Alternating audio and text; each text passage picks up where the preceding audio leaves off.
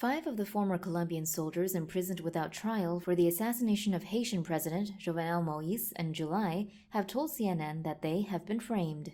The men have been kept in cramped, visibly horrific conditions with poor sanitation and rats seen scampering across the grounds, and they say they have only been offered junior lawyers who could not properly communicate with them due to not speaking Spanish. Their version of events is that they were hired as private security by a company called CTU, with one man specifying they were told the security was for a Haiti presidential candidate. After living and working together at a compound in Port-au-Prince for around a month, on the night of President Moise's killing, the group formed a convoy that traveled up Pelerin Road to the presidential compound.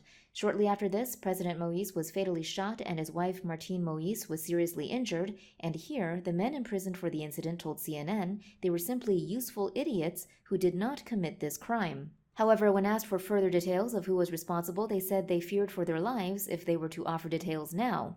Instead, they preferred to speak about what happened after the killing, when all 5 of the men interviewed by CNN left President Moise's house in the same convoy they drove up with.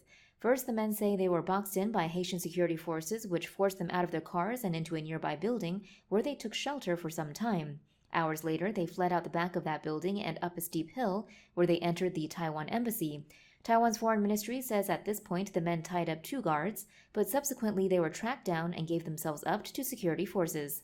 Once in custody, the men alleged that they began to be severely beaten as they were held in an undisclosed location and handcuffed in pairs for more than 3 weeks.